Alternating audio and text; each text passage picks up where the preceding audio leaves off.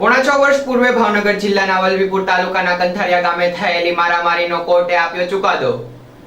જાણવા મળેલ વિગતો મુજબ ભાવનગર જિલ્લાના વલભીપુર તાલુકાના કંથારિયા ગામમાં ગત તારીખ 4/9/2018 ના રોજ રાત્રિના સમયે થયેલી મારામારીમાં સંડોવાયેલા આરોપી સામે ઈપીકો કલમ 307 સહિતનો ગુનો નોંધાયો હતો, જ્યારે સામા પક્ષના આરોપીઓ સામે પણ જુદી જુદી કલમો હેઠળ ગુનો નોંધાયા હતા। આ અંગેના case Bhavnagar principal district and session જજની અદાલતમાં ચાલી જતા અદાલતને સરકારી વકીલાતની દલીલો, આધાર પુરાવો, સાક્ષીઓ વગેરે ધ્યાનમાં રાખી 4 આરોપીઓને જીવલેણ હુમલા પ્રકરણમાં 5 વર્ષની સખત કેદની સજા થઈ હતી, જ્યારે સામે પક્ષના 3 આરોપીઓને મારામારીના કેસમાં 2 વર્ષની સજા અદાલતે ફટકારી હતી।